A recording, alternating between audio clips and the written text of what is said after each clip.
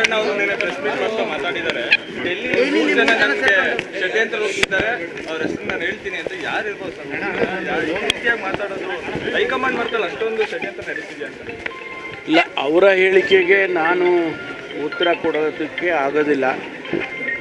ಅವರು ಒಬ್ಬ ಜವಾಬ್ದಾರಿ ಸಚಿವರಾಗಿದ್ದಂಥವರು ಮತ್ತು ಜಿಲ್ಲೆಯಲ್ಲಿ ಶಾಸಕರಾಗಿರ್ತಕ್ಕಂಥವ್ರು.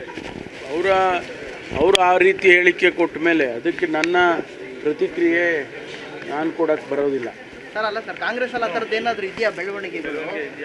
ಏನಾದರೂ ನಡೀತಿದೆ ಸರ್? ಡೆಲ್ಲಿ ಮಟ್ಟಕ್ಕೆ ಹೋಗಿ ಹಾಕೊಡೋದು ಈ ಥರದ್ದೆಲ್ಲ ನಡೀತಿದೆ ಅನ್ನೋ ಅದನ್ನು ನೀವು ರಾಜಣ್ಣ ಅವರಿಗೆ ಕೇಳಿ. ರಾಜಣ್ಣ ಅವ್ರು ಹೇಳಿದ್ದಾರೆ, ಬಟ್ ಪಕ್ಷದಲ್ಲಿ ನಿಮ್ಮ ಗಮನಕ್ಕೆ ಏನಾದರೂ ಆ ಥರದ್ದು ಬಂದಿದೆ? ನನ್ನ ಗಮನಕ್ಕೆ ಏನು ಬಂದಿದೆ? ನೀವು ಕೂಡ ನಾಯಕರಿದ್ದೀರಾ ಸರ್ ಕಾಂಗ್ರೆಸ್ನಲ್ಲಿ? ಹೌದು, ಅನುಮಾನ ಇದೆಯಾ? ಹೆಮ್ಮೆ ಇದೆ ಸರ್. ಹಾಂ, ಮತ್ತೆ ಅಷ್ಟೇ.